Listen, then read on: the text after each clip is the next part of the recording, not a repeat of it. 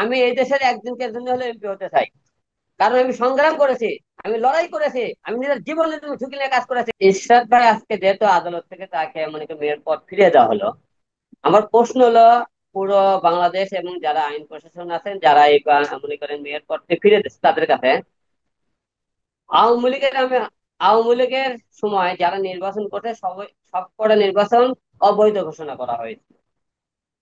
এখন এতদিন পরে তাকে বৈধ ঘোষণা করে তার মেয়র পদ কেন ফিরে দেওয়া হলো? এক, তাকে তো ফিরে দেওয়া দুর্মুখ সঠিক সিদ্ধান্ত হয়ে থাকে, তাহলে আমি যেমন চারবার জাতীয় সংসদ নির্বাচন করেছি, তাহলে আমি এমপি পদ কেন ফিরে পাবো না?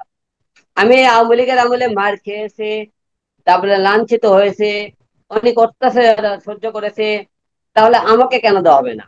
আমি নির্বাচনের পরের দিনে কিন্তু মামলা করেছিলাম, মামলাটা কিন্তু আদালতের রানিং ছিল। ঠিক আছে, আওয়ামী লীগের আমলে মামলাগুলো কিন্তু স্থগিত করে রাখছিল। তাহলে এতদিন পর যদি ইস্তাক ভাই যদি মনে করেন পেয়ে থাকে, তাহলে আমারটা কেন দেবে না?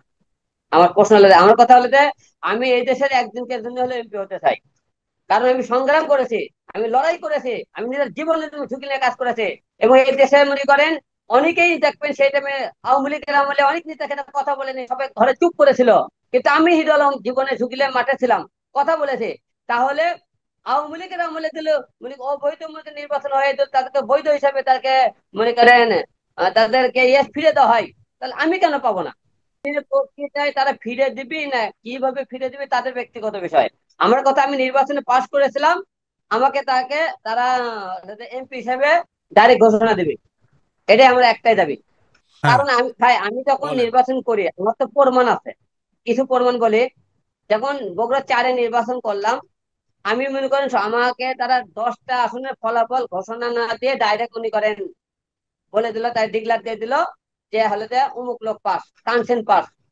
এবং 1 ঘন্টা পর তা মনে করেন তারা ঘোষণা দিতে, ঘোষণা দেয় না কানা ঘোষা করতে করতে 10টা আসনের ফলাফল তারা করতে, 10টা কেন্দ্রের ফলাফল না ঘোষণা দিয়েই তারা ডাইরেক্ট মনে করেন ঘোষণা দিল। তারপরে মনে করেন ঢাকা 17 আসনে যখন তারা ভোটের দিক থেকে পেরে উঠবে না, তখন করলে কি ভোটের লাস্ট টাইমে যখন তারা আমাকে মারধর করে তারা কেন্দ্রটা মনে করে ভোটের আসনটা ছিনিয়ে নিল। তাহলে প্রমাণ আছে তো এগুলো। তাহলে আমি তো ভোটে পাশে না করবো, তারা আমাকে মারধর করলো কেন? তাহলে তারা আমার হলে যে 10টি কেন্দ্রে ফলাফল ঘোষণা ডিক্লার দিল কেন? আমার তো এগুলো প্রমাণ আছে, তাহলে এর থেকে আর কি প্রমাণ চাই? এর থেকে আর প্রমাণের দরকার নাই, আদালতে তারও দরকার পড়ে না তো। কারণ ওই আমলে দিল, আওয়ামী লীগের আমলে তো তারা এখন ইশরাক ভাইকে মনে করেন ঘোষণা করে থাকে, মনে করেন তারা হলে মনে করেন প্রার্থী ভোটে দিয়ে তার মনে করেন মেয়র পদ ফিরে দিতে পারে, তাহলে আমাকে হিরো আলমে কেন দেবে না? ওয়ালটন আবারও মিলিনিয়ার অফারে ওয়ালটন ফ্রিজ কিনে আপনিও হয়ে যেতে পারেন মিলিয়নিয়ার।